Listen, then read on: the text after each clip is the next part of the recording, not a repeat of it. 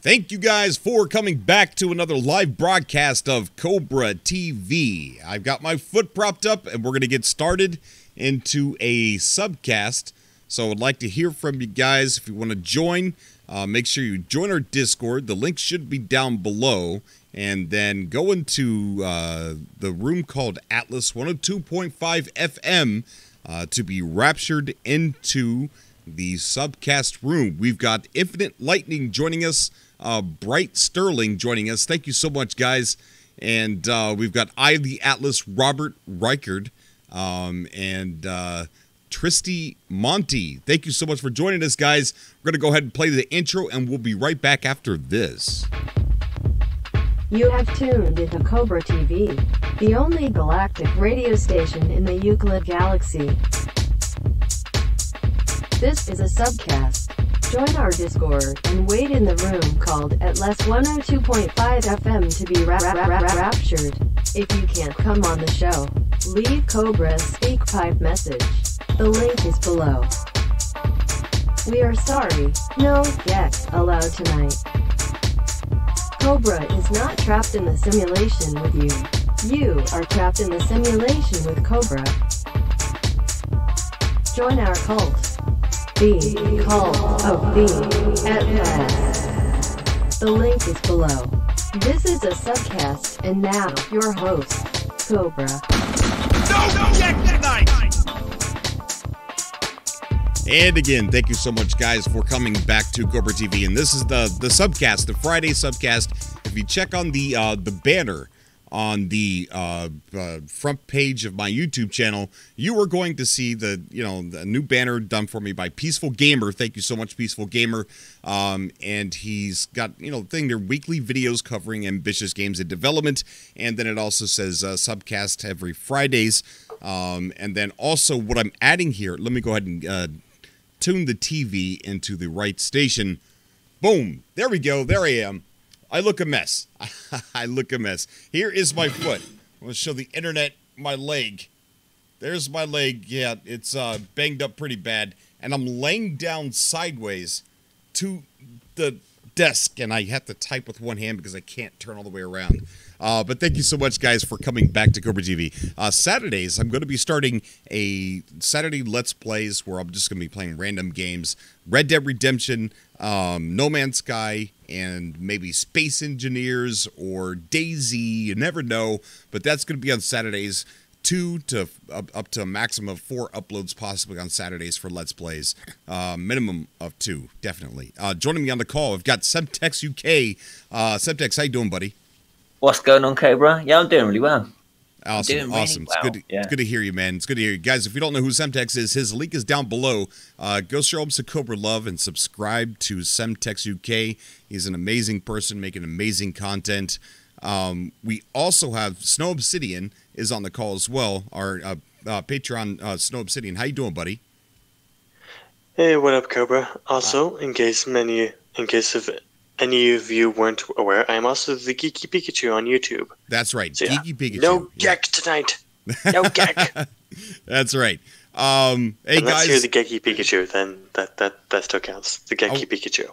Yeah, I want to thank everybody who's coming out to the stream tonight. We're going to talk a little bit about No Man's Sky. We got some things to talk about, and we've got some websites to look at. So some refiner recipe website for people like me to be able to type in something and see what the outcome would be or something like that. It's a cool website. I found it earlier today.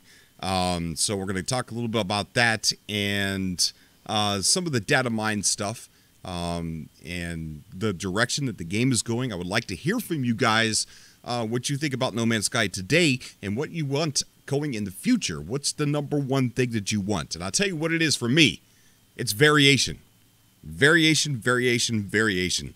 In my opinion, I think I think Hello Games should take a year off and work on assets, work on fauna, work on the way the planets are, variation of the planets and things like that, a whole year, and just release an overhaul of all the variation and things like that. So that way, because I feel like the exploration of the game is kind of just fading away as the keep adding more gamey mechanics, and I'm really sad to see that.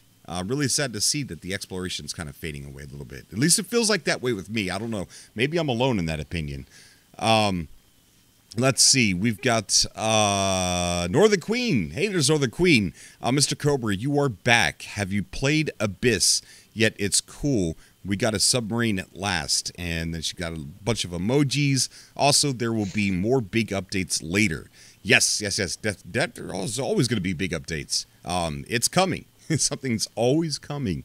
Hello Games, I just want to announce they sent me a box of chocolates, and most of it's gone. But they sent me a little note on the inside too, wishing me for a very speedy recovery. So I do want to thank Hello Games for sending that box of chocolates. Meant a lot to me. But yeah, we're going to talk about a few things here today. The No Man's Sky Olympics, we're going to go over that for a little bit. That's already began. I didn't think it had started yet, but Snow Obsidian on the phone here mentioned that it already started. It started on the 4th of November. Is that right? Correct. All right. Cool. Very cool. Sam, what you doing, buddy? How you doing? I'm doing all right. Yeah. What do you think of the new update then? The submarines and stuff. So me and Semtex, we got in. We played around with it for a little bit. I thought it was good. The only problem that I had with it was that I was expecting to see something different than what everybody else was posting, but I saw the same things. So again, that goes down to where I think Hello Games should just take a little bit of time off, take some time off. And focus on more variation. More variation in the animals would be more really assets. good. Yeah, I'm good. We could take a break. There's plenty of things to do in No Man's Sky right now, and just wish that they would just take a break. Take a break from like the weekly updates and stuff like that, and I don't know, just plug away at some more assets, some more variation, things like that. But I think it was amazing, absolutely amazing. Me and Semtex, we recorded a video. And ended up being corrupted. And the same thing happened to my Red Dead Redemption Let's Play that I recorded, which is a good thing because it was quite funny seeing me try to ride a horse. Watching everybody play on YouTube and stuff like that, and then watching me drive a horse, I'm like, why am I the only one messing up on a horse and nobody else is? So hopefully this second Let's Play of Red Dead Redemption that I'm going to do for next Saturday is when I'm going to start the Saturday Let's Plays next Saturday. Let's hope that I can get some practice and not look like a goofball like I did. So we see Mr. Cobra, the flora and fauna was an option in the poll. So if we all vote on it, they'll probably do it. It's a good point. A lot of that stuff that's in the survey, I think it's don't think of it as a survey. I look at that survey as a roadmap of what Hello Games is making, and I think that the survey's still open. They haven't closed it either. That's kind of weird, but I guess you can go take it again. But yeah, that to me is a roadmap. So I think that all that things that we've seen there, we're definitely going to be getting. But I definitely want to see the variation of stranger planets, that to come next, 100%. So what is it you're laughing about Red Dead Redemption at the moment? Oh my God, Red Dead Redemption. It looks so real. Everything is so realistic in that game. I kept, I'm sitting there trying to play the mission, right? And I'm stopping and I'm looking over the cliffs, and I'm looking at the mountain and the snow and the trees and the buildings, and the NPCs are like the gorgeousness. Yes. And throughout the whole gameplay, this is why I'm glad it was corrupted. I figured out why they were corrupting, so that problem's fixed. But as I'm going, as the whole Let's Play, all you hear is the NPCs going, "Come on, we ain't got no time for this. Come on, catch up. Come on," just telling me to come on. I'm sitting there like, I'm looking at the trees down there on the cliff. Okay, I just leave me alone for a second. We got all the time in the world. I just want to look at the snow. I want to look at the mountains. Let's just stop. All right, but no, it's a beautiful game, absolutely beautiful. I definitely want to check it out, 100%. Yeah, I mean, I just keep stopping and just admiring the beauty and like the simplest things, like the waist high snow how you leave tracks through the snow and footprints, or how you're making these big long tunnels because it's up to your waist and you're trying to walk through it. The way you slide, the way the snow is blowing off the mountain tops. Oh, it's just amazing. And like when the NPCs are shooting at you and they miss and they hit the snow, it kicks the snow up in your face. It's really cool, man. It's super detailed. I really want to check it out. Apparently, it looks incredible. I'm being kicked into people's faces. All the references of me in there. Yeah. Oh, it's just absolutely amazing. Let's go ahead and I want to start off by showing everybody a website that I found, which is really awesome. And one of the things that me and Semtex, problems that we ran into when we were playing Abyss, were like, okay, we need this. Do we need a refiner for that? Because we couldn't remember. And there's just so much to remember. And looking at this website for the refiner recipes, there is so much. There's so many recipes out there. I don't know how Hella Games did this, but there's a lot of choices for that. So let me go ahead and turn that on. Boom, put it right there. And then we've got a larger view over here. It's not even on the correct thing. There it is. There it is. So what you're looking at right here is a refiner recipe search. So what you could do basically is say you want the carbon. If you put carbon inside of a refiner, so you hit search recipes, and then you get all this. You get all this popping up. So if you take 1 carbon and 1 sodium nitrate, you get 1 dioxide. 1 carbon and 1 pugnium, you get 1 mordite. So it has everything. Whoops! It has everything that you need. Sorry, I dropped my vape. So it has everything you need at your fingertips. So that way, if you run across, like, I can't remember how to what I need to put in a refinery to make this. Like, here's antimatter bypass. I'm sorry, where you can take 50 carbon, 5 sodium nitrate, and 250 chromatic metal. Will actually create a warp cell in the refiner. So that's pretty cool right there. And if you're anybody like, Semtex, I know Semtex has always got like loads of everything. He always comes prepared. He's got loads of everything. So if he's standing right in front of his refiner and he needs a warp cell, a really quick way to do it is, I don't know, just put this in there and spit it out. I don't know. But this is really cool. I'm going to go ahead and put the link in the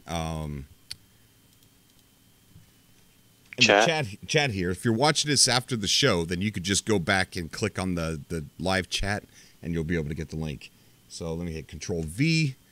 Puts that down in there to see No Man's Sky. Blah, blah, blah. Let's see. Is that the right link? Let me check real quick. And yep.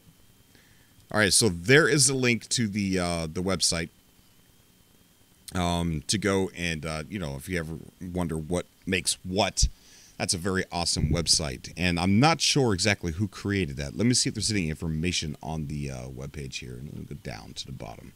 It just says Martin. Let's see. It says Martin Kill Coin. Sorry, dude. We'll just call you Martin. Martin made it. It's copyright Martin. So Martin made this. So thank you, Martin, for making this awesome chart. I am curious, though, guys. What does everybody think of the Abyss? Go ahead and comment in the chat, and I would love to have you guys come on the show tonight. If you want to come on the show, we've got tons of people in the Atlas 102.5 FM. I wanted Drunken Taco to come on because I miss him. So let's go ahead and get Drunken Taco in here real quick. I've been busy, man. Like, I've been working my little taco ass off. Oh, hey, Tim. How you doing, buddy? What is up, man? Nothing much, Not but nothing much. Sentence. Yeah, nice sentence there. Nice in the middle of the rapture sentence. Oh, yeah. Sorry about that. Yeah. But, yeah, nonetheless, I've been working my little taco booty off. Where at? You still working at GameStop? Absolutely. Assistant manager. Very good, man. Very good. Nice. Working your way up the ranks. That's why I'm never home. Did you guys have to do a midnight launch for Red Dead Redemption? No, we did an early launch, 9 o'clock. Really? Next week. Yes, we did that with Red Dead, and it was a 9 o'clock launch night before. We did that with Red Dead and Call of Duty. Next week's the fun one. Next week's a fun one. What's that? next? Let's see. Spyro, Battlefield, Yes. Fallout, and Pokemon all in 1 week. Okay, so you're not doing any midnight launches? No, they're all going to be early launches. Okay, so they're early launches. Now, usually, like, I went to the Grand Theft Auto 5 launch, and that was a mile-long line of people. Yeah. Holy cow! Oh, it was amazing. I got footage of it still on my old computer. So how do you handle traffic like that during the day? Well, the way it works is starting at 3 o'clock, people are able to come in and do a process called free ring, which it's like we go ahead and ring them up for the game, and the receipt we give them is their receipt for the game. We put a sticker on it, Then at 9 o'clock, they come back, and each sticker is grouped, group 1, 2, 3, etc. And we'll call them in via groups, and each group consists of only 10 people. And once they walk in where they've already paid for it, we just check their receipt, initial it, whatever copy that they picked up, we hand them their copy, they go. That's cool. So That's very cool. Yeah, and we've learned in the past here in this little town that with midnight launches and early launches, people tend to not be too crazy anymore, because they used to be, like during Modern Warfare 2, for instance, we got together with National Guard and we set up a giant 50-foot inflatable screen in our parking lot with a projector and let people play the first, the training mission in Modern Warfare 2. But it got so hectic that the police had to come and they almost shut down the midnight because people were running around in the road and everything. So Wow. now people have learned to stay on the sidewalk. They're more like normal, so they'll stay on the sidewalk, and usually it's quite calm anymore because it seems like midnight launches are more hectic than early launches. Maybe people are tired by that time. I don't know, but Yeah. We have 3 early launches next week. Well, that's cool. And have you gotten a chance to get inside Abyss yet? No, it's killing me. I Really? played it right before Abyss came out, and then I saw the trailer for Abyss, and I was like, "Oh my god!" Saw the first announcement when they popped up the little picture, and in a way, I'm almost scared to play it because that's one of my biggest fears is giant fish in water. Water's one of your biggest fears. Well, not the water itself. It's not like drowning. It's just what is in the water with it. There's some pretty And- scary stuff in next. There's a creepy little eyeball that you're not supposed to look at. What does it do if you look You mean at the it? abyss? It kills you. Oh god, It So- sucks Yeah, you in and starts draining your life. Yeah. that's scary. Because I've saw the like giant anglerfish, and that was enough to horrify me and make me pee myself. It made Semtex learn that if you kill it, you could grab its eyeball and keep it in your inventory. Oh, Yeah, okay. it's freaky. Hypnotic eyeballs. You guys Yeah, should have but how- seen me and Semtex running around trying to get these submarines built and everything. And then once we got in It them, was good. Yeah. it was pretty funny. I'm really sad that video's gone, but we're gonna re-record something because we only did a couple missions with our Nautiluses, but yeah, I think the second recording we're gonna have a lot more shenanigans, on purpose shenanigans, instead of the what do we do kind of shenanigans. But yeah, it was pretty fun, man. You're not gonna be disappointed. It's a good update. But you will Well, be I think disappointed it's if lovely you're to trying see to the find. extra kind of variation in the ocean. I think that's definitely the right direction. Like you were saying with the variation thing, I think it would be really lovely to see that kind of happening everywhere Right. across. And all the think biomes about it everything. this way. I mean, yeah, they're working on variation. And that's what the Abyss pretty much was working on variation. And for you to be able to experience that, they had to add the Nautilus. So that way you can get inside the Nautilus and go out and explore the depths That now. thing is awesome. So It'd be interesting to see how that is when it's like fully upgraded. I think that would be awesome to have like a fully upgraded. I have Nautilus. mine think fully that'd be upgraded. Super. Is it a lot faster? I'd imagine. It depends. How fast was the non-upgraded? Well, like 13 units per second, 13 to 18. To be honest, I didn't notice. It just felt a little bit slow, but I'm guessing it goes. It is slow, but I'll tell you this: my currently up, fully revamped Nautilus is about 25 units per second. Wow. 25, 26. Okay. So Cobra, how are you doing, man? I'm all right. I'm pretty much grounded. If you look on cam, there's my leg. Yeah. It's a bum leg, man. I can't walk on it for like 6 weeks. Ouch. Hey guys, how you doing? Thanks for getting me in, man. Oh, no problem. This is Phil Cartoons on the Oh, call. Phil, how you doing, buddy? I'm good. How you doing, guys? I'm doing great. Doing great. You're a Patreon supporter, right? I am, yes. Okay, I just went ahead and gave you the role, so that way you can come in whenever you want to, bud. Thanks, mate. It's Awesome. kind of rare I'm up this late, actually. Sam, you're a UK guy, so I know you're a night owl, but oh my god, this is late for me. Yeah, I've been finding myself sleeping during the day, just trying not to be awake to feel the pain. And plus, I don't want to take too many of the pain medications because, you know, the fear of them being too addictive and things like that. So, I've been down that road, brother, man. It's no fun. No, it's not. Wait, people are thinking MZK. Is MZK in the chat? I don't see him. Hang on. No, I don't see him. Someone just said thanks, MZK. Are you doing good though, Cobra? You sound good. Oh yeah, I'm doing great. I've rounded the corner to feeling better on the feeling the pain and stuff in the legs. So they've I don't know, they've taken down the amount of pain medication that I'm supposed to get. So because I don't need it now. I mean, I don't need all of what I was getting. So that's good. That's a good thing. Yeah, very good. Speaking of variation, if we go back and we take a look at the vehicles, the exocraft, where we got the one down there in the bottom middle on the screen. We've got that one, but the other ones are like way too cool just to throw away. I couldn't imagine them throwing those designs away and just say, "Nah, we're not going to use this one." The one in the middle won the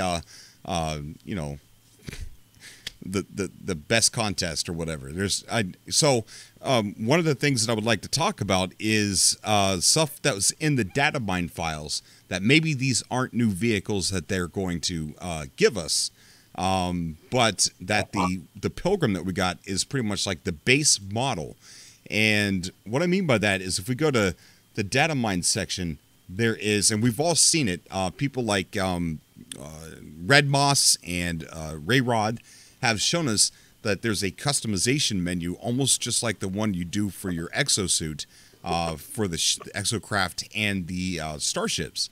Ooh. And in the data mine here, for customization of vehicles, ships, and multi-tools, it says customize vehicle, customize ship, starship modification, customize weapon, customize vehicle, recalibrate exocraft visuals, customize ship, recalibrate starship visuals, customize weapon, recalibrate multi-tool visuals.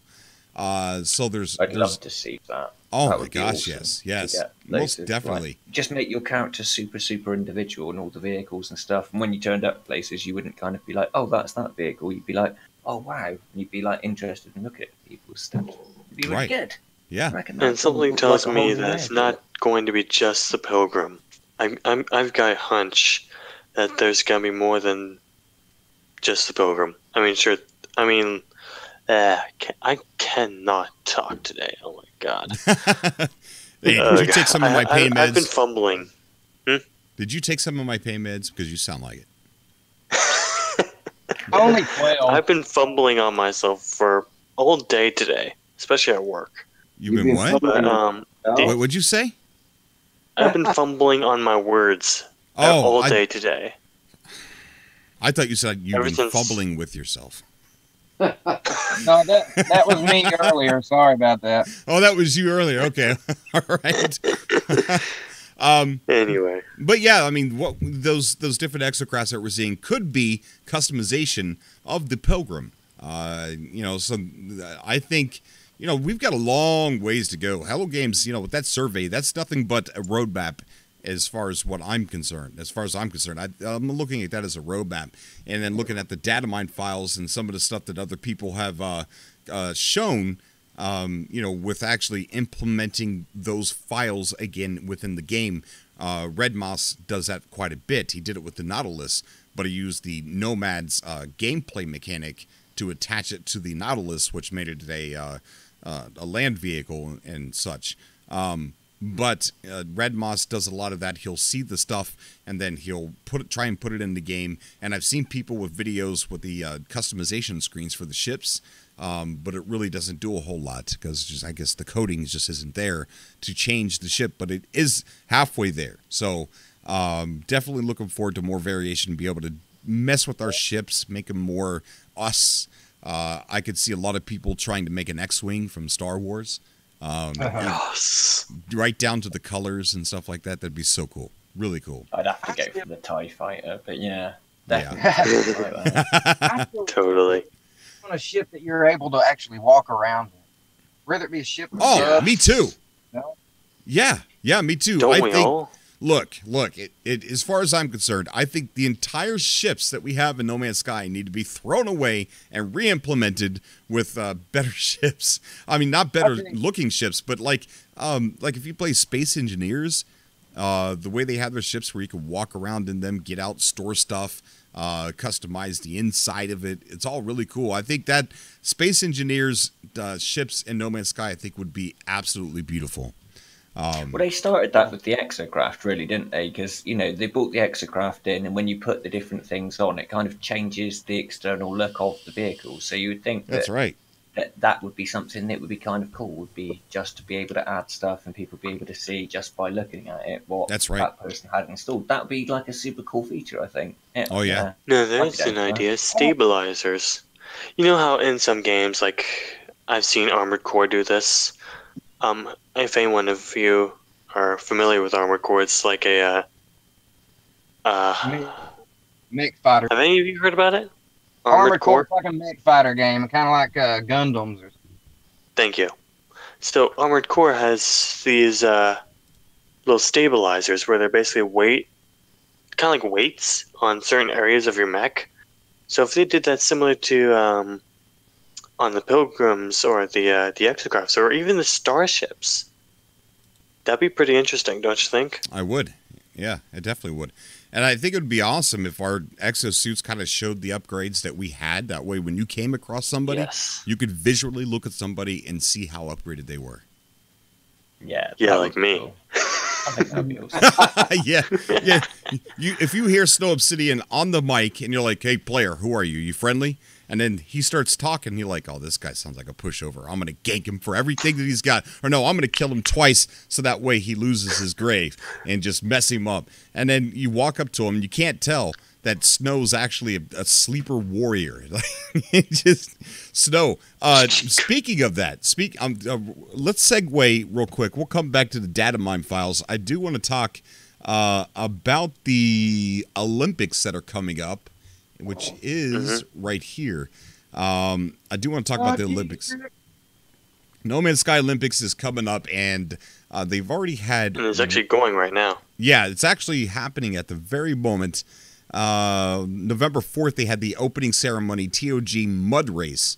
The next thing is on the 10th, which is tomorrow, which is the Portal Relay Race at 4 p.m. Eastern Standard Time, and that's going to be in creative mode. Also, on the 10th, they have the TOG Solar System Race at 5 p.m. Eastern Standard Time.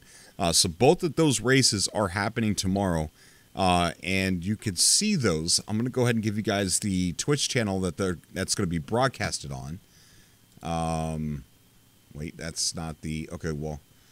let me see if I can... Wrong link.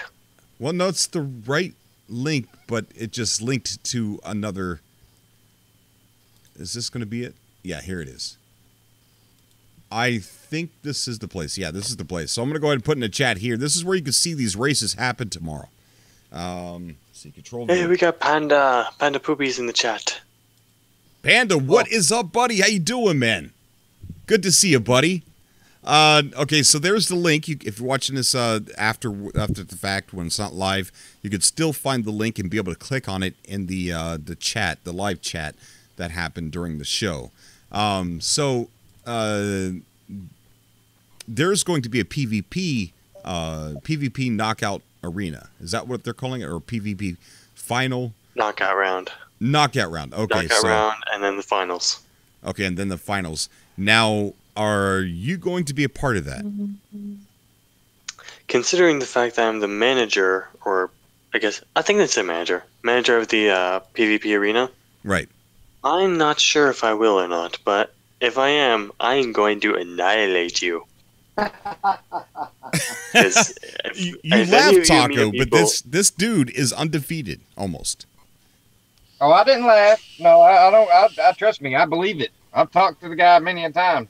He would kick my ass up and down the highway and back. Yeah. Yeah, he's definitely good with the PvP. That's for sure. Although, just don't put me out in the open. Well, I'm good at running, man. I can build a cave. I will chase you down. All right, guys, I'm going to go ahead and put in the chat the entry form to join the Olympics to participate. I'm not sure if they're full yet or not, but there is the type form. Again, you can click that after the show's live in the live chat. Best done in a browser, by the way, because some Android or mobile users might have some difficulty with the PSN names or Xbox or Steam names, because for some reason I had this. It would deny you from putting anything in for some crazy reason. I see. So I recommend doing it in a browser on your PC. Okay. If you have one, because who doesn't? Do you know if you've had any kind of feedback from Hello Games on the Olympics? Because that would be great if they'd been tweeting this or sharing it. Oh yeah. I'm sure they will. I don't think I've seen anything. Have you, Snow? Any feedback from Hello Games? No, I don't think so. Okay. All right. We're going to get Senero on the call here. Senero's in the Atlas room, now in the Subcast room. Senero, you've been raptured into the Subcast. How you doing, buddy? Hello. Hey, what's going on, man? I'm doing good. That's good, buddy. That's good. Good to hear. You joined Abyss? I haven't played it in a while. Really? I have downloaded, but I haven't played it in a while. You updated, but just haven't dived into it. What are you playing, if you don't mind me asking? No, and I'm just drawing. Are you drawing? An artist? Yeah. Sweet, man. You got to share some of that with me on Facebook or Twitter. Yeah. Watch out for them dolls. Yeah, he's like, maybe I will, maybe I won't. We got Ivy Mike in the chat too. Ivy Mike, how you doing, bud? There in the chat.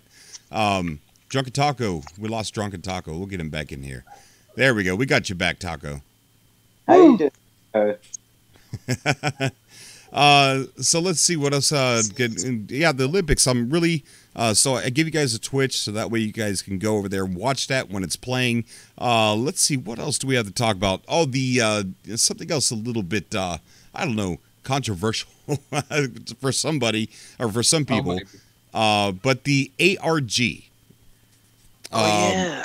It's possible that we could be having another ARG. That was one of the questions on the survey. And Alice and Smith, if you guys don't know who Alice and Smith are, they are the ones who were paid to do the ARG for Hello Games. So they were the masterminds behind it. They were organizing it. They were running it. So one of our subscribers, Tyler Thunder, he's not afraid to ask any questions to any of the people that are involved in either Hello Games or Alice and Smith. So he messaged them and he said, another ARG coming in the future to lead into 2.0 with a question mark. And Alice Smith messaged him back by saying, I can say smiley face.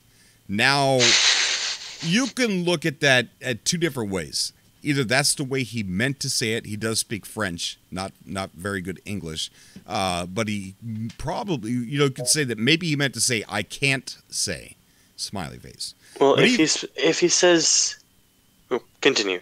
But even if he did mean to say I can't say, the smiley face kind of is almost like teasing that. Yeah. You know what? What if we're already in an ARG and we just don't know it yet? Oh yeah, man. Dun dun dun. There goes Tim with that crazy talk. Yeah, you know what? I don't know. I don't think so. There's nothing being solved or anything like that. So, but you know, with the weekly updates and the community events that are now happening, I imagine if there is another ARG, most of it will probably be played inside the game. I hope so. If they did, that's the catch. See, that's the catch. We could be in an ARG because it could already be hidden in the game somewhere in Abyss, and someone just think Taco is onto something here. All right, go ahead. Because you remember how Nod and Polo were trying to find a lost traveler and other things like the change in the galaxy. This could be hinting to an ARG here.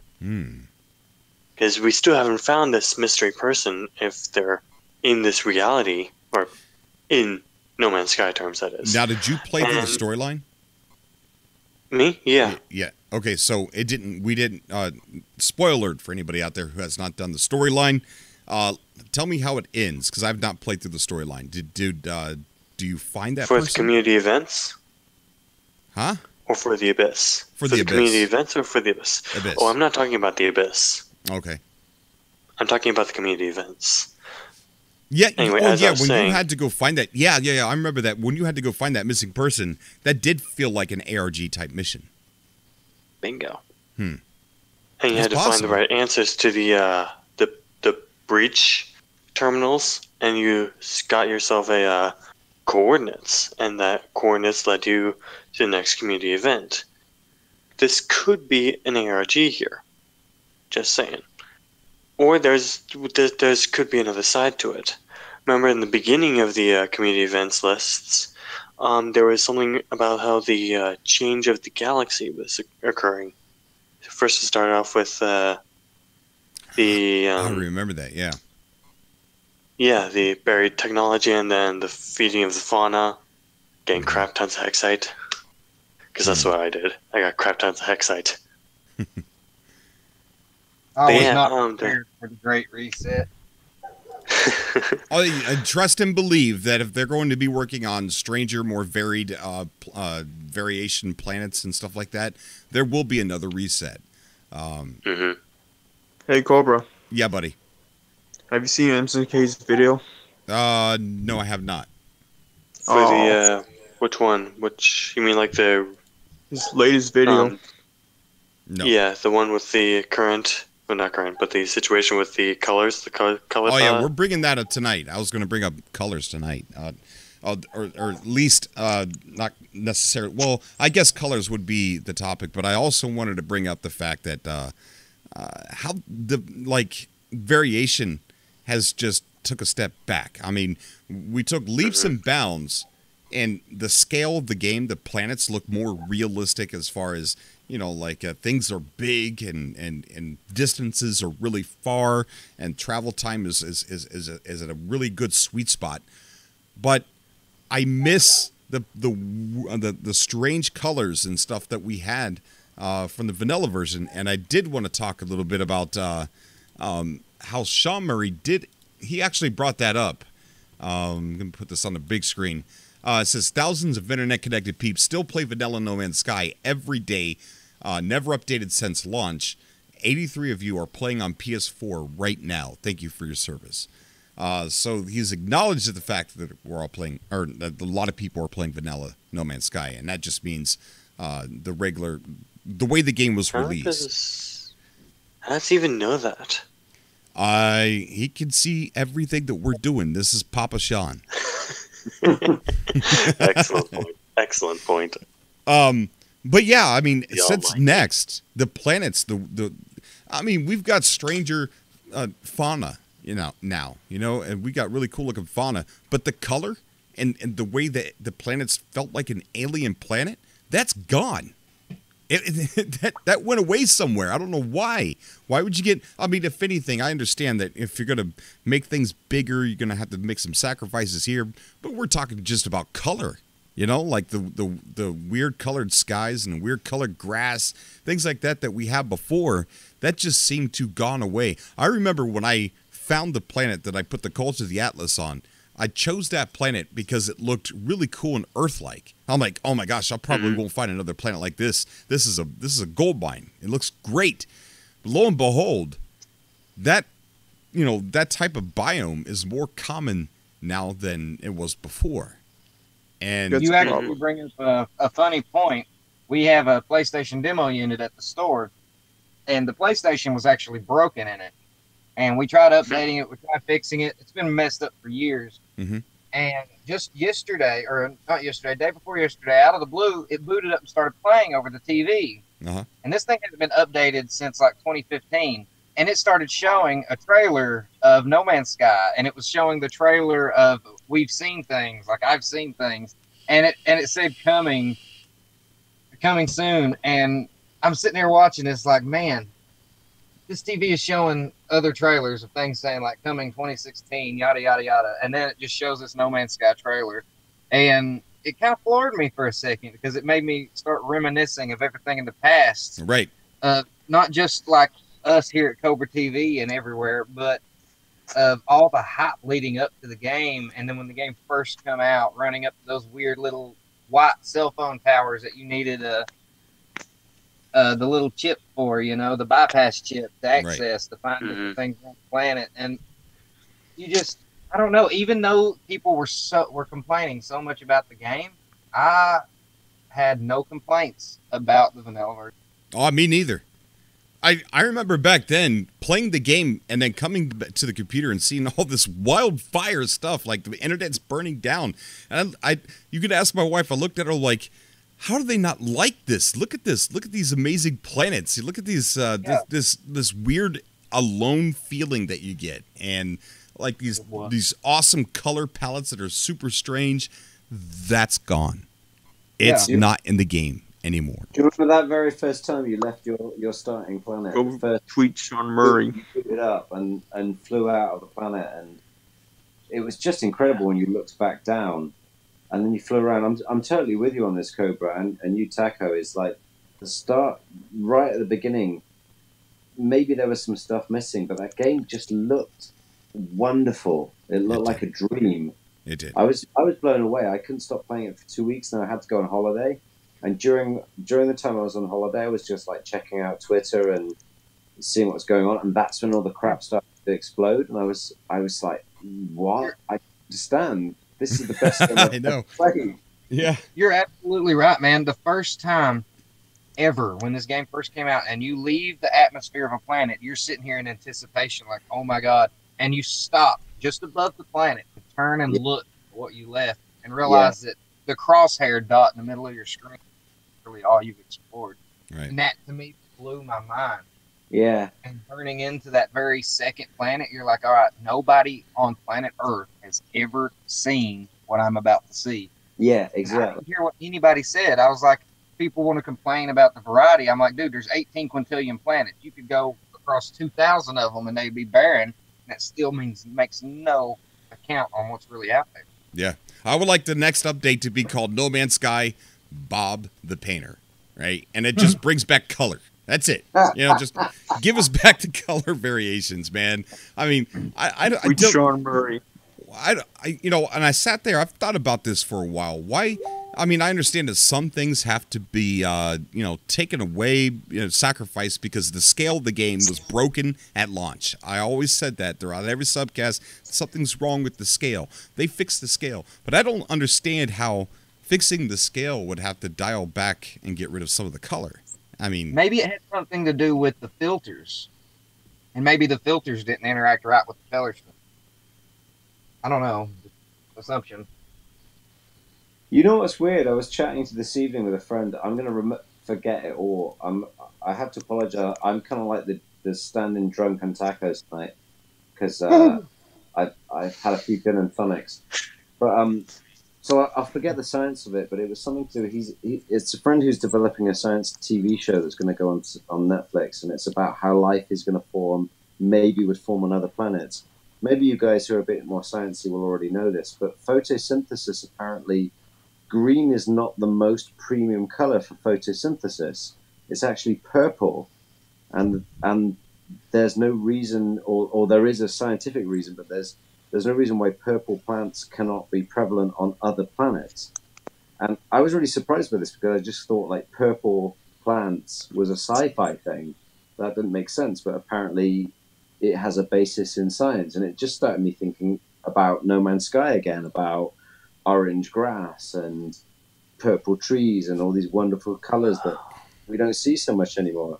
And that's it. That's as far as I've gone. I've run out of steam. Yeah. I need another gin.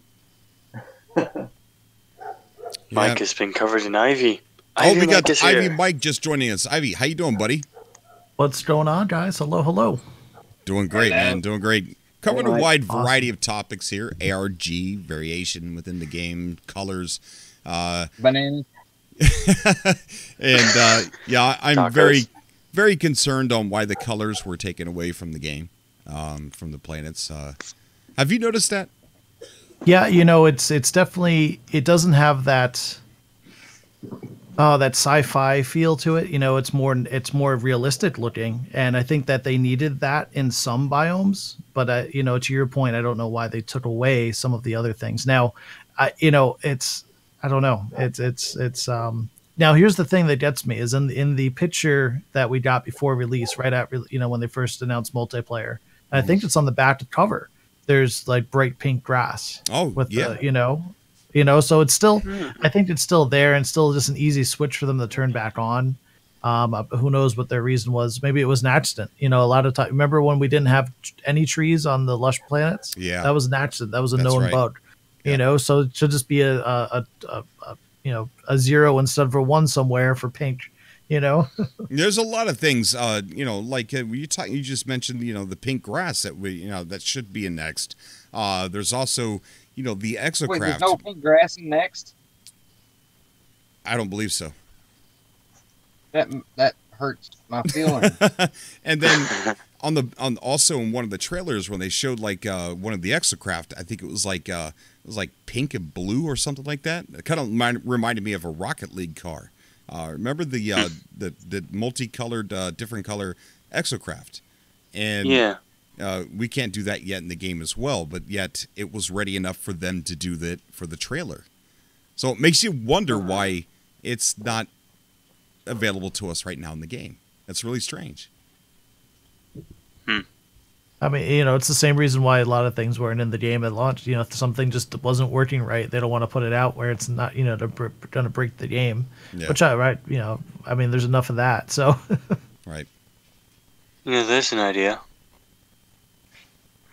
I was just thinking of a name for a very big No Man's Sky update. You know how all the trailers were like at launch? Sorry, not launch. How all the trailers were like before they released the game? Yeah. What if they made the game the way it was in the trailers and made it in-game and called it No Man's Sky The Return? The Return to launch. The Return to with the way it was before launch. Well, they better give my Jurassic Green plant back that they destroyed in the first reset, or I'm going to say a bad word. I don't know about, Cobra, I have a funny feeling you're going to feel the same way. I feel like the game is so much more than the game now. The game is not about what's in the game. It's about this, release something awesome, have an incredible time, have a little bit of a lull, and then have this build up and have this, this hype train that starts going and this all of us and have the community get super. Let's get real. Right after Nets launched, the community we all played the game for a while, and that first week was great, but then we all kind of dissipated. Right. And now I feel like we're getting that angst back. We're getting that feeling back. We're getting that we need to get, hyped up again for No Man's Sky. I feel like this is never going to end with this game, which is amazing. But you know, it's and I want it. I miss it so much. You know, that month before release, those 2 months before release is just, it's like the best feeling in the world. Just we all come together with our ideas and with what we want, and we tell Hello Games what we want, and they listen to us, and they add it in the game. Oh, it's a blast. So yeah, I'm looking forward to see what comes next. Is it not strange? You got a donation, Cobra. Oh, thank you, Marcel Bartz. Thank you so much, buddy, for the super chat, man. I thank you a lot. Thank you, buddy. Thank you, Snow. Is it not strange that everybody that loved No Man's Sky when it launched backed away after Next, but everybody that hated No Man's Sky at launch joined it, and then it's kind of like a reverse effect. Maybe I don't know if I worded that right. But it's almost like everybody that loved it all the way up to Next kind of backed away. Sorry for the sirens there. Barely heard anything. Taco, maybe it's, I don't know. Here's an idea. Maybe it's become more accessible because it looks more realistic. It doesn't look so kind of crazy. Those freakish, weird colors that we all loved at the beginning aren't there anymore. Maybe that's what I don't know. This just putting it out there. Maybe that's what the vast majority want, and us crazy guys who. Or maybe the big media said that to like it, and all the sheep went bah. Yeah. Maybe this game became a cult classic the day it was announced. That's right. Yeah, it did. Yeah, that weird moment when Sean Murray came out on the VGX. Here's this developer you'd never really heard of before, wearing a flannel shirt, and there's this rude comedian on stage with Jeff Keighley, and this guy you've never heard in his flannel and a beard just starts talking about a dream game that we've all wanted. Seems impossible. And this comedian, whoever the guy's name was being rude as heck to Sean Murray, putting him down, sort of, kind of. And it was just that one perfect moment. It's a perfect recipe for something to go viral. You're like, who was this guy promising us the whole world? No, not the world, promising us the universe in a video game. And it was just a perfect recipe. And from that moment on, it became a cult classic before it was even, developed or all the way and sold. And the greatest thing about it, we got it. That's right. We got that universe. Yeah. Yep. And, with the... And then some. Yeah, and then some. And then we got the roadmap, which I'm calling the survey, is what I'm calling the survey. I'm calling it a roadmap. So there's a lot there to look forward to. I was going to bring up Beyond Good Evil 2 tonight as well, because they had the Space Monkey program, but there wasn't a whole lot of news to cover. It was kind of disappointing, really, but it was some interesting stuff. I did enjoy watching the Space Monkey report, but just not enough news there. Was there any one thing that really stood out to you about that? Because it does look like a stunning game. I really want to play that when it comes out.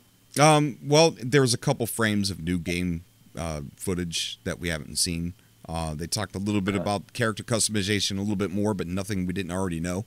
Like I said, there was nothing in that we didn't already know. They just showed like the behind the scenes of Hit Record and stuff like that. Okay. Yeah. It was a good show. I enjoyed watching it. Can I throw something out here? I just want to hear you guys' opinion on this. Sure. Go ahead, buddy. The PlayStation 1 Classic. It's off topic, I know. But the PS1 Classic, it comes out in December. Oh, you mean the tiny little one that's coming out? The mini. Yes. Yeah, like they look quite cool. Yeah, like the Nintendo. Has anybody seen the list of games? No. Final Fantasy VII's on there. I know that. It's got about 20 built in, hasn't it? They didn't add Parappa the Rapper. They added Metal Gear Solid and Oddworld, so it's going to be mine just because of Metal Gear and Oddworld.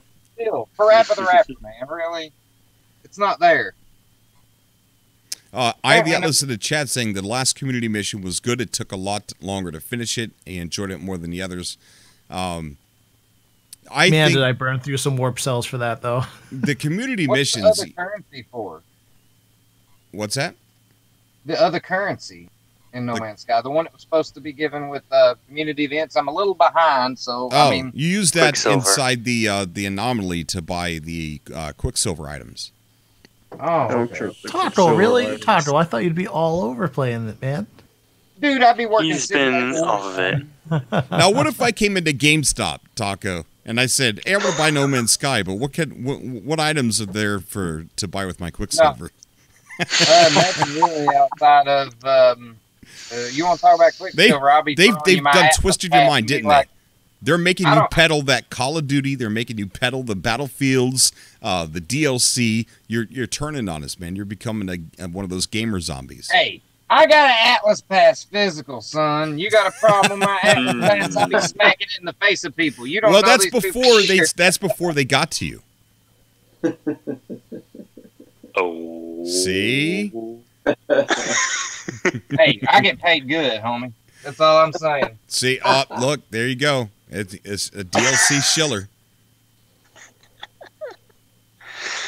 That's all I'm saying. Do they make you It's pedal? okay, Taco. It's okay. You didn't sell out. You bought in. All right. That's it. Oh, Nice. I think that's I'll be worse. right back. Hang on a second. All right. So let's see. What else did I have on there?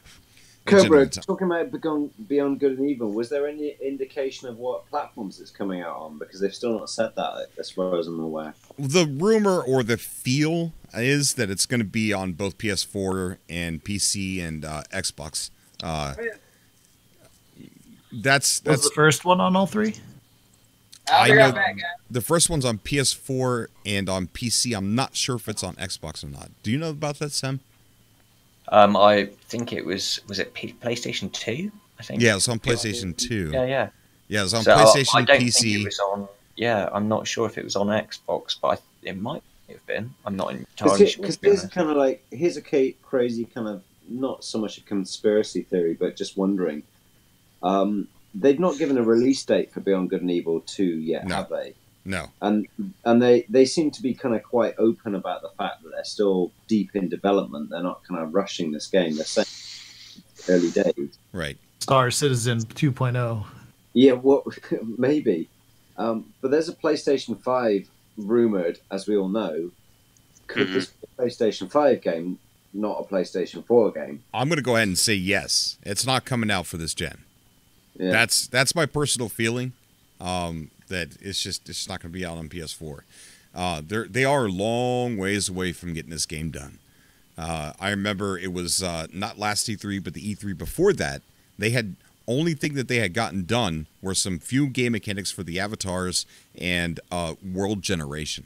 So they didn't really have too many assets. It was shortly, I would say, probably in between the last year's E3 and the one prior to that is when they started working on the city of Ganesha. So, yeah, they're long ways away from being done with that. And when people ask me, like, oh, this game's not going to come out until 2020, well, like, that's a good thing because right now they're asking for people to get in there and help with the music and art and stuff like that. Like, you got a good chance of getting in there and getting your stuff showcased in the game, you know? Yeah. Not many games will do that. And there's a lot of controversy over payment to artists, how artists aren't going to get paid what they deserve. I don't want to get into that controversy, but with me, I don't even want to be paid. I just want to put my stuff up there and see if it can get in the game. You know, and if it does, I could just be like, yeah, cha-ching. It did. Free advertisement. You know, like, yeah, it's free advertisement, and it's cool. You know, you could tell your friends, be like, hear that tune right there, or you hear that vocal piece, or you see that weird hybrid smiley face on the wall. I drew that. I did that. That's me. And they are going to credit everybody involved in the game. So the end credits that run, your name will be on there. So I think that's pretty cool. But, you know, to talk about that a little bit, I think asking developers to give a release date is one of the worst things we could do as gamers. Oh, yeah. Because when you force them to say, you know, because they don't have to. I mean, it's not like we're forcing them at gunpoint, but there's a thing called pressure. And when a community builds and a community is all asking for a release date, like what they did with No Man's Sky. Sean Murray back then, he'd come out and be like, the sky's blue. And people would be commenting, release your damn game. It's like, you know, but if we force them to come out with a release date, then they're under that pressure of getting that done. Because when a developer has to postpone a game or delay a game, the gamers burn them down for that. Like, oh, you said it was going to be this and that. But I think the best thing that we could do is support them, not financially, because that's something else that I'm against. I'm against pre-ordering now. I'm against buying day one. I think developers should actually be held accountable for their final product. Instead, you know, because one of the things that we're doing is we're helping these people release half-finished games, and then in some cases with a AAA, they charge you for the rest of it later, you know, with season pass and DLC and things like that. So some of the, you know, expansions and such. Yeah, man. It's, I don't know. It's so asking for release dates, I think, is super bad. It puts pressure on them. Then they start cutting corners, and they say, okay, well, what's the minimum viable product that we can put out right now? Because we can't delay it again. I think that's what's so successful with Red Dead Redemption. I mean, you know, that game is blowing up, but they took 10 years to build it, and look, and they made a beautiful. I mean, no one is saying that's a bad game. No, you know, it's amazing. I mean, another game in the same general area is Dreams. I mean, they had to restart the concept for Dreams like 3 times. And while we don't have a release date, I'm not complaining. I mean, sure, many other people are probably begging for that release date, but I mean, sure, we're going to get a beta this year, but that's I tell you what, when Dreams comes out, I guarantee you everybody watching this stream is going to be playing Dreams. It's amazing. It's absolutely amazing. And from what I've seen, if you just hear about it, you know, like just hear about it here and there, you don't think it's anything. But if you really look into what Dreams can do and what it can be done, it's huge. It's absolutely amazing. I mean, it's going to blow us away when it comes out. That's another one. I wonder. What question for you, Cobra? Kind of switching back to No Man's Sky a little bit. You know, after the whole journey is over, you know, and they do however many number of updates in the future. What do you think the end game and like the long term? You know, after the last update comes out, I want to be able to play No Man's Sky far into the future, but there's got to be a way to like self-generate content. But what do you want to see at the very end? To self-generate content. Oh, you mean to be able to stand on its own without any updates? Right. Okay, well, first of all, they need to fix variation. I know it's impossible to create a universe worth of variation. So, I mean, we can't expect too much. It's a video game at the end of the day, you know. But I think there could be a lot of improvement from what we have right now. But variation, large multiplayer lobbies after the very first variation, first and foremost, make it an exploration game like it's supposed to be. Yeah. Then add in city building, not just in little colony building, but city building, bigger lobbies, and I think you know, and customizable, buildable vehicles from the ground up and ships, and then walk away. I think it'll be great. And maybe some extra finer points with the city building. Make it like not just, you know, making the cities, but customize your own city, you know? Of course, yeah. If you know what I mean. You build it from ground up, you know. And it's a city, you know, make it to where not just one person could build a city. You'd have to get with a group of people, and it had to be a collaborative effort. You know, one person would probably take them too long to do. But, yeah, I think... definitely agree that having reasons to play with people would be really good. I think it would be lovely to for that to be kind of a little bit forced somewhere in the game, so that communities actually sort of formed and people play together. Right. I think that'd be good. I'm already thinking of ideas. There. Yeah, you've got all the tools. I'm just hoping they do some type of you know, way for users to create missions, and then that way, you know, we can create our own storylines, you know, within the game for other people to play. You know, and then that opens up doors, you know, to give it to the community, to let us take it where we want to take it. Yeah. That's where the real creativity comes in, doesn't it? It really does. Yeah. Yeah. I agree. I think a certain amount of pillars I would do it, I think. But, you know, like Sean Murray said, he doesn't think that he's ever going to reach a point to where he can say, okay, there's not one more thing I want to add to the game.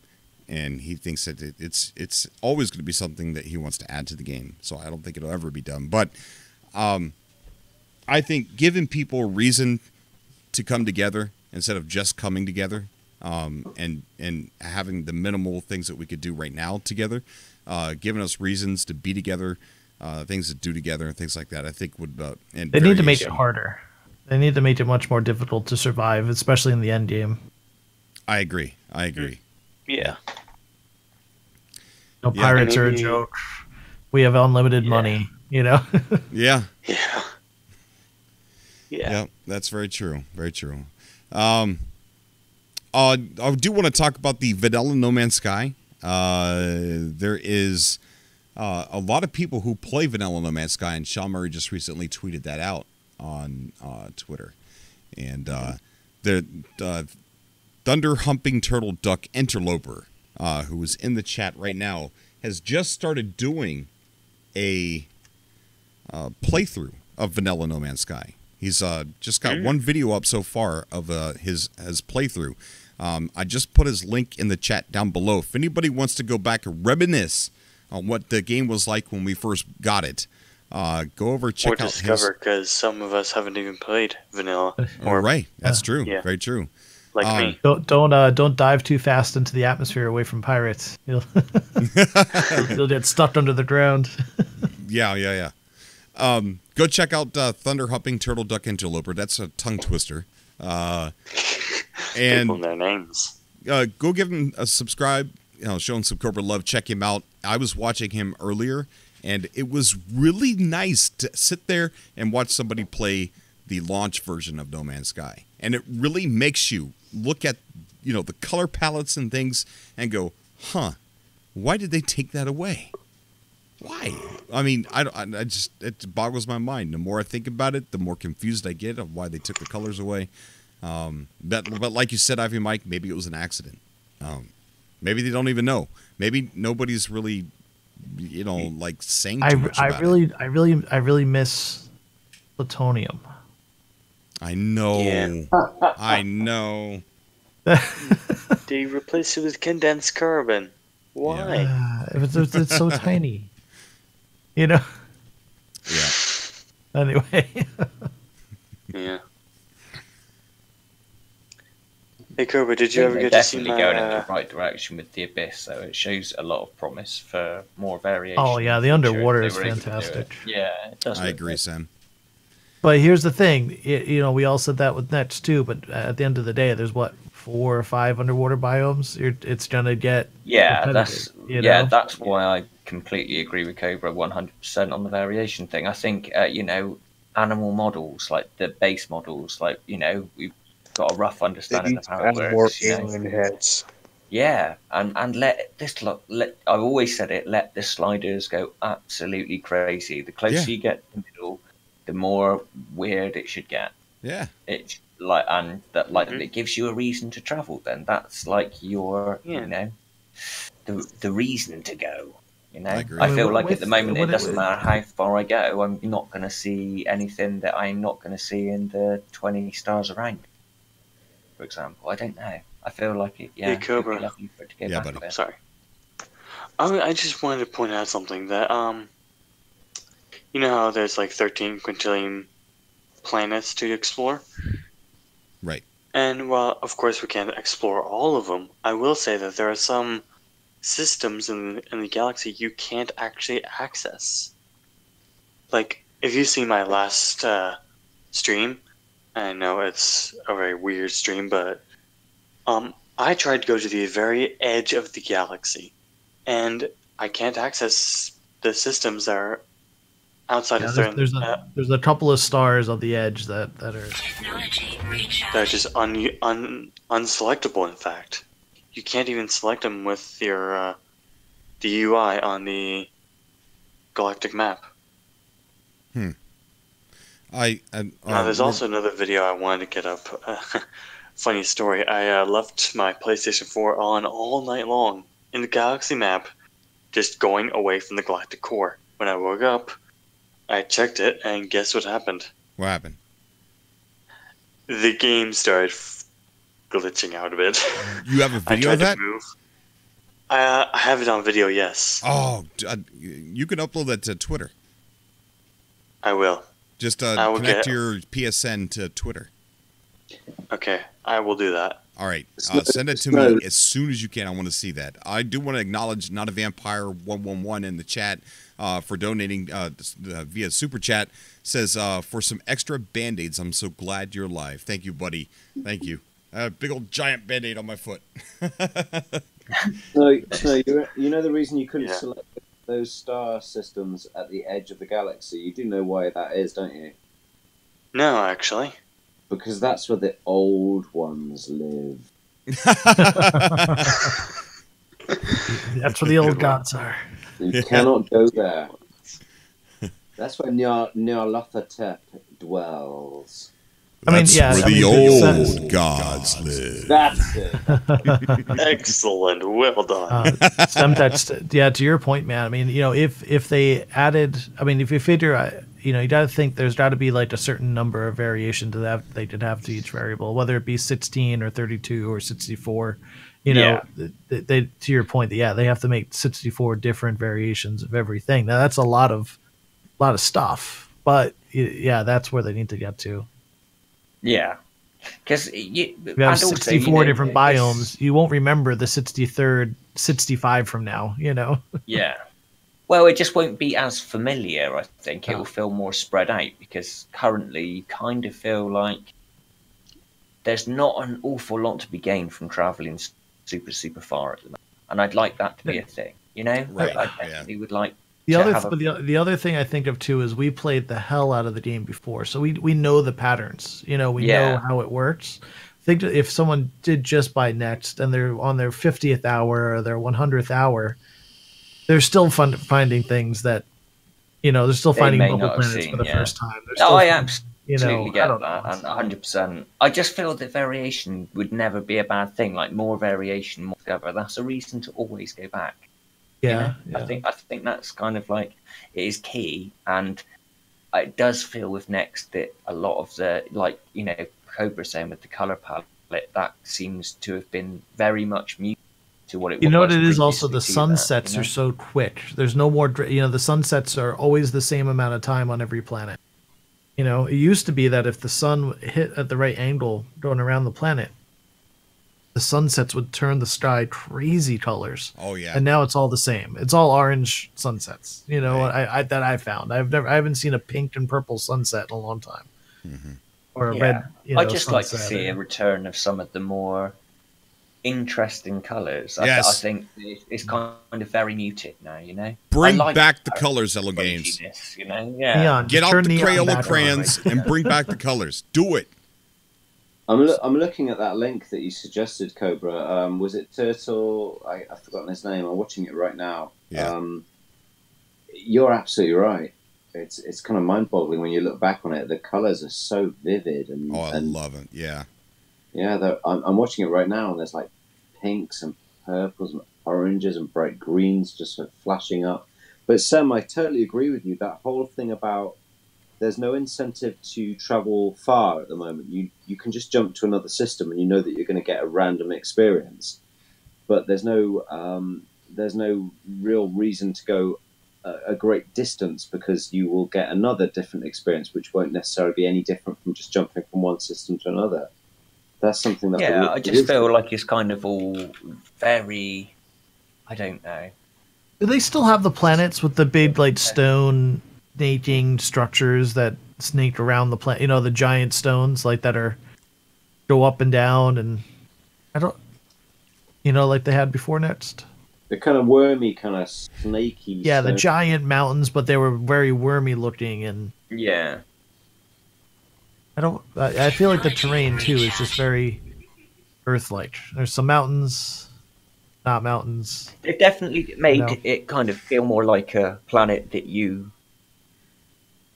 could be. I suppose the familiarity to Earth and Earth-like kind of ways of generating terrain is more believable as a real place, but you kind of want to have those kind of really alien places as well as kind of a something that breaks all of that up a bit. Right. I don't know. Yeah, just to add that little bit more kind of spice to it, so that when you're going around, you find that. And I think the colours themselves even did that. You could find two things, but if they had completely different colour palettes, it would feel like a different place. Ultimately. You know what else? The animals spawn on every planet, unless it's a lifeless planet now. You know, you can't find a cold planet that doesn't have animals on it anymore. You can't find a fundable planet with no animals on it. Everyone has animals, and everyone has. It's pretty lame, you know. Every ice planet has this forest thing too. I do want to thank real quick in the chat, Crash Bandicoot for the super chat. It says, all I can give for now, but hope you are doing all right, sir. You are the best. Thank you. You are too, Crash Bandicoot. Thank you so much, buddy. Anon Manson says, wow, haven't seen Cobra TV and since pre-No Man's Sky hype. Glad the game still has some life. Thinking about trying it out with the new updates. Oh, man, you're going to love it. If you haven't played it since next, you're in for a real surprise. Don't listen to us old farts complaining about it. Yeah, right. You're in for a big surprise. It's changed completely. Isn't that the truth though? We've all been in it from day one, so we're proper old farts complaining like. Yeah, you're right. You're right. On the screen though, I do have the Thunder Humping Turtle Duck Interlopers stream going. I'm going to put his link in the chat again if you guys want to go show him some Cobra love, give him a subscribe, and check out his vanilla No Man's Sky playthrough series that he's starting. Double his subs. Yeah, definitely. Let's help him out, guys. We're all Constellation. Let's, if we know each other, uploads videos, let's connect those dots, guys. Let's help support each other out. I'm watching it right now. It's great. He's put together some screen pics from all the different updates, and it's great to watch it through. Mm-hmm. But another kind of old fart thing, which really sounds like a proper ridiculous complaint, considering we all wanted it. But the ringed planets thing. How there's one in every star system almost. System. You would think that there would be a better mathematical equation to kind of like say, okay, spawn them, procedurally generate them in like 1 out of 10 or something. Yeah. Yeah, make them super rare, 1 out of 50. So when you find one, it's like, wow, Exactly, yeah. Because they can do that with the exotic ships. I haven't seen any exotic ships. I've been playing this game for 3 years or whatever it is, 2 years. I've never seen an exotic ship, and yet I see a ringed planet every fucking day. Hey, Cobra, I sent in that tweet to you. DM. What tweet? The glitchy Galactica map. Oh, we've got it? I just sent it to you, yeah. All right, let's go ahead and take a look at this. Let's see. It seems kind of underwhelming, though. But it's kind of trippy, nonetheless. That's weird. I don't even see stars. Yeah, because this is outside of the galactic core. Outside of the galactic. You just kept going away from the center and kept going? Mm-hmm. Yeah. Once you go far enough away, it can't. You probably went for a while. You must have been sleeping for days. You left it on all night? Yes, I left it on all night. 16 million light years. Well, that's away from cool. the center, jeez. Yeah. How many hours of sleep is that, Snow?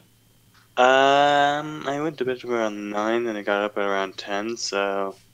Wow. Yes, so that's about 11 hours. Dude, that's amazing. How do you get 11 hours? Yeah. He said, dude, that's amazing. How the heck do you get 11 hours of sleep? I get lucky if I get 12. Yeah, but that's pretty cool, man. Really, really cool. Did you do that on purpose? Yep. I tried to do it on stream, but I decided, nope, that would take too long. But you should have done it and went to sleep, man. People would watch all night. But see, but 16 million light years. That's quite far. Where are you going to go next? I'm going to watch that stream.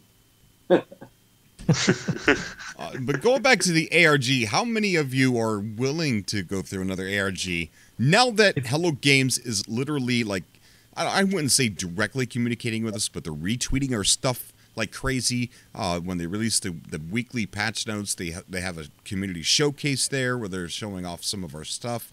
They're releasing like these little tiny updates, community missions. If all of that continued, would you guys be willing to go through another update? Another ARG, if it led to a massive update? Me. I would. They would have to do it very different, and I think they've learned a lot from. They need to make it so it ties into the game. The last two were fun, but they didn't have anything to do with the real game in the end. They had little tidbits, but they had a lot of extra fluff with a little bit of lore that you could loosely attach to the game. Yeah, I see what you're saying. Yeah. Wasn't there a lot of speculation that some of the characters in the ARG were going to appear as kind of villains within the game itself, and that never happened? There was all kinds of speculation. That was speculation from somebody who I love very dearly, but it was. L. Yeah. I love the guy, but yeah, it was speculation. Yeah. Like, the one thing they did in the first ARG was they referred to the missing tape. Polo referred to it in one of the last Space Anomaly missions. He referred to the missing cassette tape. Mm-hmm. And that, little things like that, breaking down the fourth wall was cool. But, again, it still had nothing really to do with the actual. Right. Yeah. How did you guys participate in the ARG? Did you actually get involved in the puzzle solving, or were you kind of watching from the side? In the first one, I was like putting mirrors up together and drawing atlases. Yeah, we were doing all kinds of crazy stuff. Not in the second one, it was all solved by. It was really, really hard stuff.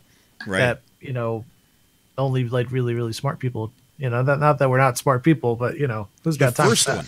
First one was amazing. They can't pull that off ever again.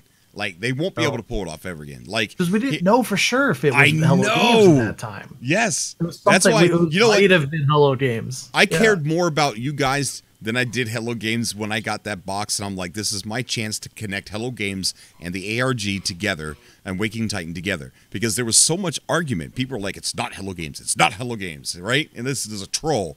So I used the package and I showed on camera, this is Waking Titan stuff. Here's the postage. It came from Hello Games, and bam, it's there. It's connected. Now, can we all get on the same page and enjoy this darn thing? But yeah, they won't. It was such a weird, like you said, Mike. None of us knew. We didn't really know what was going on. Half of us never even knew what an ARG was. I mean, I didn't. I'm gonna be honest. I didn't know what the heck an ARG was. We had no idea that it was leading to an update. And that's the thing. We didn't know there was an update coming. Yeah.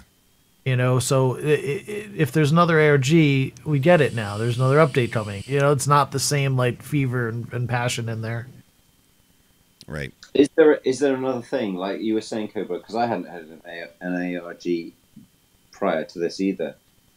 Is there another slightly kind of out of the ordinary way they could maybe begin another project that we haven't considered? I mean, what do you mean another project? Another game? No, kind of something leading towards another update. But exactly as you were saying, that first ARG, no one was sure that it was linked with Hello Games, and that was really exciting. There was all that speculation, and it was kind of building up. And they could, and as a matter of fact, I thought that's what was happening with Ray Reynolds at first. Ray Reynolds tweeting out, "It's coming." And then the other gentleman who was, he's a Reddit moderator. He received one of the packages of 16 as well. He was tweeting out, "It's coming." So with both of those combined, I thought this was another way for them to kickstart another ARG, but I don't think so. But what I'm suggesting is not necessarily another ARG, but something else that we haven't considered. As you've said, we didn't really know what an ARG, or most of us didn't know what an ARG was before Hello Games did this.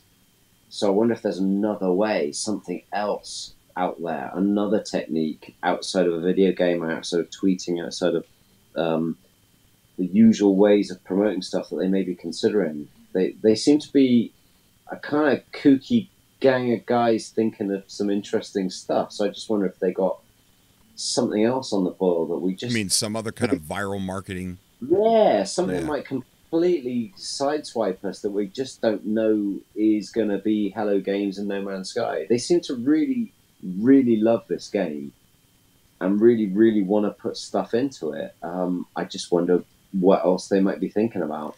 One of the cool things that they could probably do is have some YouTuber that nobody's ever heard of. Maybe they make an account, make a fake account or whatever, and they're playing No Man's Sky for like maybe 5 minutes, and everything that you're seeing in that 5-minute playthrough of this random unknown YouTuber is nothing there, and his gameplay is what we see in ours. It's completely new stuff, completely new, all right? And then it just sits on there until finally somebody discovers it. That'd be a cool way. Like, wait a minute, this looks like No Man's Sky, but that's not in my game. I don't know. That would be super cool. Yeah. Not sure. The big things are coming, though. Trust that. You know, with the stranger, more varied planets. The more we ask for that, guys, listen to this. Don't harass Hello Games, but the more we make it vocal that we want more stranger, varied planets, the more that they're going to listen. You know, so if you want to send them an email, you know, through their where you suggest things to them, that specific email. Zendesk, I think is what it's called. I don't know if that's what the Zendesk is for. I think the Zendesk is for problems. Good point. They do have an option for. They have one that's a bug report, but they also have a feature request. Yeah, there you go. That's the one I was thinking of. Yeah, so send something into there. I guess a harmless tweet every now and then. You know, like we want more varied planets. Love the game. Peace. Something like that, but not in the form of harassment. But the more you're vocal, the more that they know what you want as a community. And I think that a lot of people in the No Man's Sky community want more variation above everything else. I think that's pretty accurate. Not VR. A lot of people want VR too. VR. A lot of people want that. There's a lot out there. It would be really strange now with the third person, though. You know, obviously you couldn't do third person if you're in the VR mode, but I don't know how they would do it. It would be that would be a huge undertaking. Would be incredible though. I think it would lend itself amazingly to it. So. They've been working on VR since 2015. If they released 1.0, if they released the version 1.0 with VR as a side on to the game, I'd be with it for sure. Yeah. They've been working on VR since 2015. I've got videos. If you go all the way back in 2015, I got one that says Project Morpheus. That's what PSVR was called before it was released. And that video shows the headset all over their studio. And this is before it was available to be purchased for us. So they had it in their studio.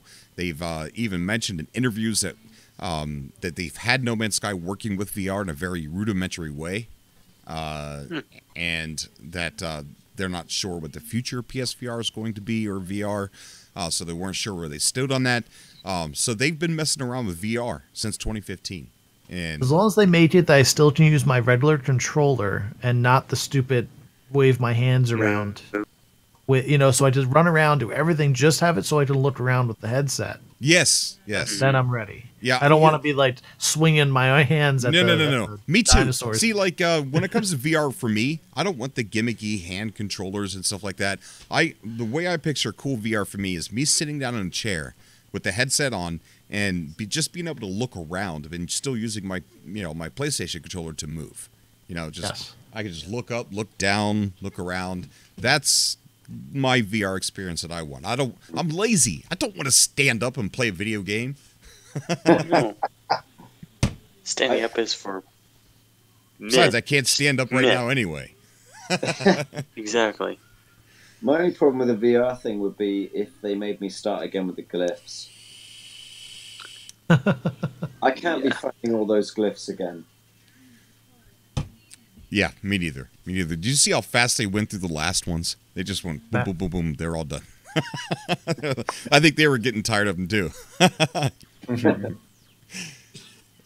I really don't want to have to do the Artemis storyline one more time. I've done that. I cited to you by heart.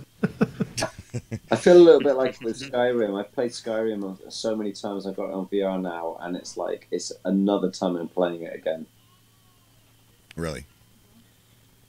And it's wonderful. I love it in VR, but I want to move past the storyline and just wander around and have all the stuff.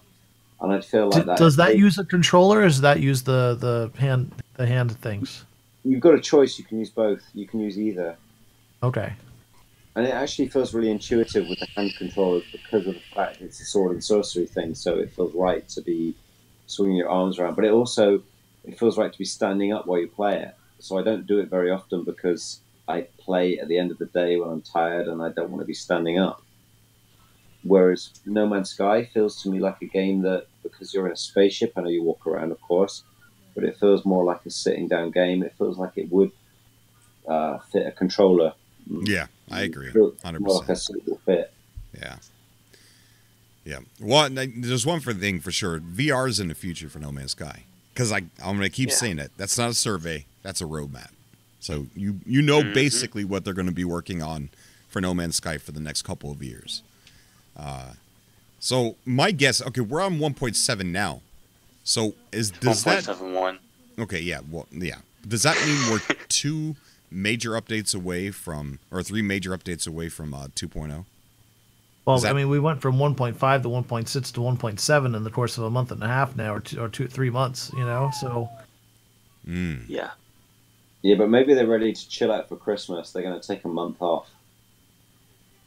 Maybe. They have been working real hard. Yeah. Yeah. Come on, Santa Claus. Santa Claus. Yes. Bring us some color for Christmas. I wonder when their money's going to come out.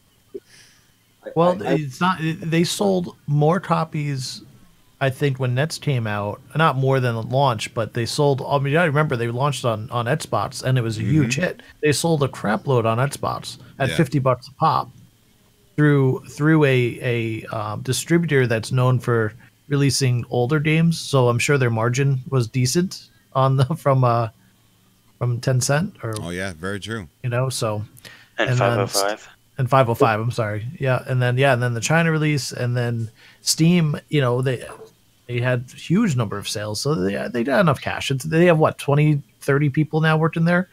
It's, you know, and then they've sold more than AAA titles have. They got some cash in the bank for a while. Okay.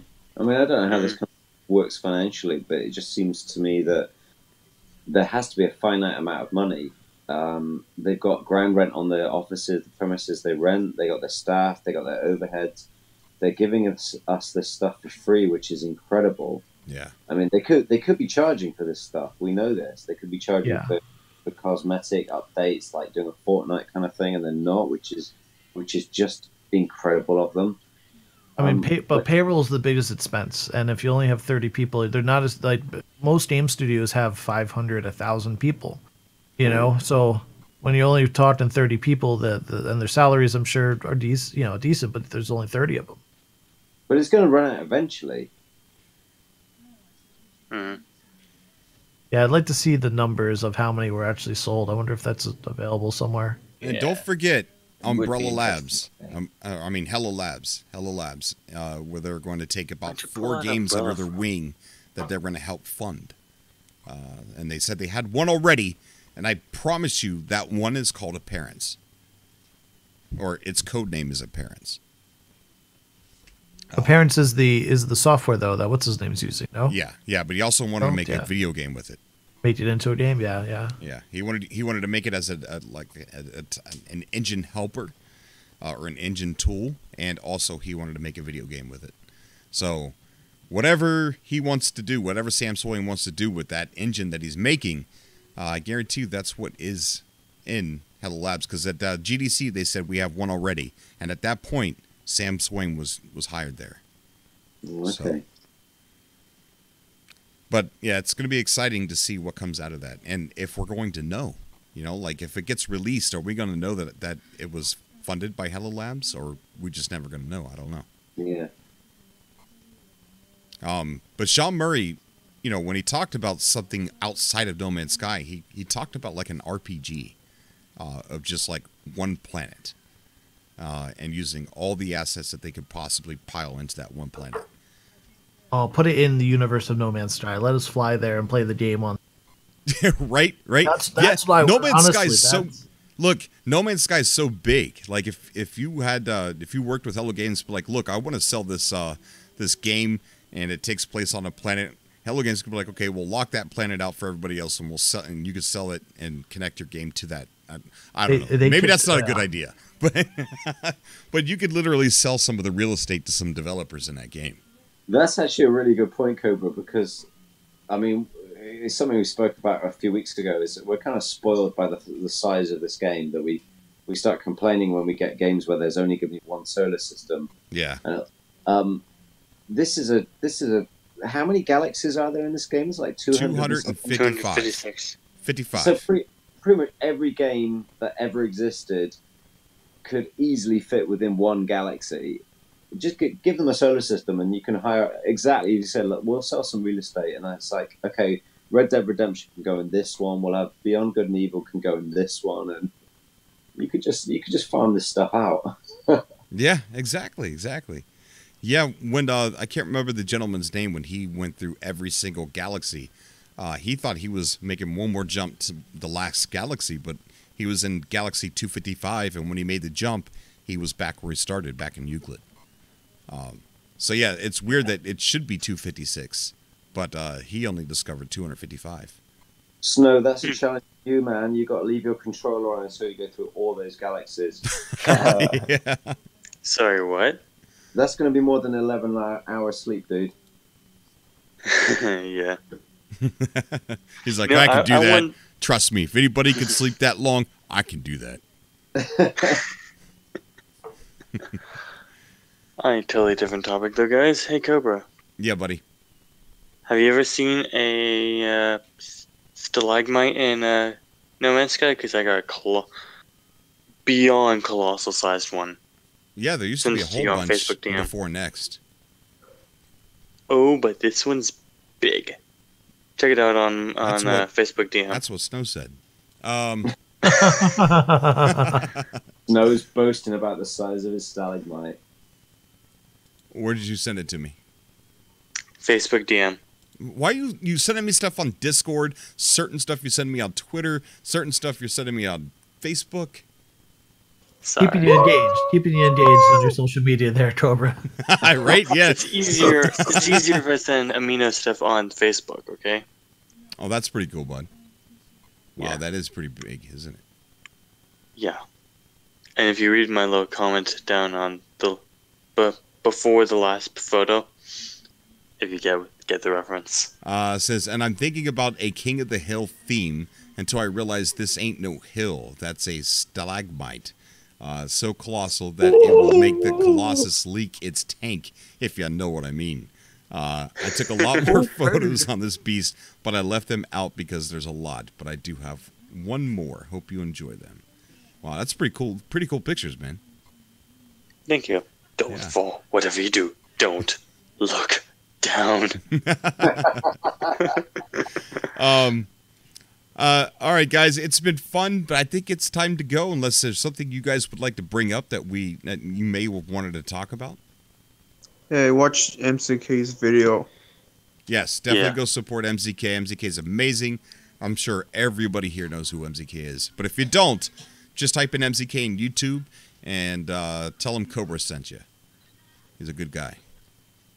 And also, we are a constellation, so go ahead and support everyone else. Subscribe to everyone else you see. That's right. Sub. Just connect those dots. Subscribe. Subscribe. It's free. Subtext, did you want to say anything before we I did want to just remind everyone that kind of you are in a bit of a way at the minute. You do have, you're pretty broken as people go. Like, to be honest, you've got more metal in you than, most. So yeah, if you can help Cobra out at all, check out his Patreon link, check out the Streamlabs donate link. It would help him and his family out so they can get about, do all the things that you need to do in life. Thank you, you, buddy. if you can, help him out, man. Thank you. You can become a member right here on YouTube too. You get that little icon next to your name, and name turns green. Thank you, Ivy Mike. Guys, that's Ivy Mike too. If you don't know who he is, then be ashamed of yourself. You guys should go check out Ivy Mike. Just click on his name right there. It says "Good night, all." Click on his name. Go to his YouTube channel. Subscribe. You're not going to be disappointed. Same thing with Semtex UK. Semtex, go ahead and type into the chat. That way it's there, and it's also in the description. Go check out Semtex UK. He's amazing. Every one of you are absolutely amazing, and all of you deserve subscribers. So just come on, guys. Connect the dots. Subscribe to each other. Speaking of my foot, I went to the doctors yesterday, and they gave me the x-rays, and literally I made them laugh because they showed me my foot, and I've got like these metal pieces in my foot, and it almost looks like Wolverine's claws on the inside. I'm like, oh my god! I'm like Wolverine, but only with my foot. It looks You're going to find it awkward to get shoes now. You're going to have little slits pre-cut into them. So and then I got a screw going right through my knee right here, and that's kind of crazy. I asked him. I said, "Are you ever going to take that out?" And they're like, "No, that's there forever." I'm like, "Oh man, it's weird. I got a screw." Don't say painful. It really does. That's going to be painful. Yeah, it's not doing too bad today. Today is a good day. I wasn't in too much pain today. So, also Thunder. Hey, will they come off? Huh? Will those metal things come off? No, they're in there forever. There is 2 pins sticking out of my foot that they're going to take those out. I don't know why those pins are sticking out of my foot, but the metal pieces in my foot are going to stay there. They look like little brackets. Yeah. Why are they staying there? I don't know. I have no idea. I messed up my foot really bad. Like Cobra Cop. Have you ever walked? Cobra Cop. So my foot was on the clutch, and when the car wrecked, it crashed in the dashboard. So therefore, the clutch came through the floorboard and broke my foot completely in half on the top of the foot, like right here on the foot. Broke it in half, and then broke my toes, and then pushed my whole leg up into the dash, and then the dash kind of crushed down on my knee, broke my leg near the shin, and screwed it all up, dude. Screwed it up. It didn't hurt I passed out when I woke up. It didn't hurt, but when I tried to move my leg, it felt weird. And I told my wife, I'm like, something's wrong with my leg. She goes, "Are you okay?" And I'm like, "I don't know. It doesn't feel right. Something's wrong." It was all shattered. That's what was wrong. Savage. You ever walk? That's so bad. Yeah. So much pain it doesn't hurt. Yeah, buddy. Will you ever walk again? Oh yeah, I'll walk again. I got to do physical therapy after this because I can already tell. Like I'm trying to wiggle my toes, and they don't want to move right because of the hardware inside. So they're going to teach me how to move right, I guess. Move again. So it's going to be weird when this cast comes off because I have to go through rehab. Yeah. Scrambled legs. Jess Garcia.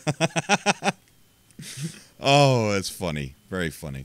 All right, guys. Thank you so much for everyone who showed up into the chat tonight and coming out to the show. Don't forget the No Man's Sky Olympics. Keep looking at that survey as a roadmap to Hello Games. And also, I want to put the link to the data mine feature so that everybody knows what was data mined in the game. And because this stuff, there's a lot of eating, a lot of food recipes. So Hello Games either at one point was considering eating in the game. I don't know if they still are, but there's recipes to cook. There's milk, there's bread, there's all kinds of stuff. So let me go ahead and put that in the chat as well. Gek milk. Gek milk. There's all kinds of food. Food. I don't know if it's for us or if it's for the animals or what's going on, but check that link out. You won't be disappointed. Go through that list of data mine stuff because the stuff that you don't recognize is stuff that we're going to get.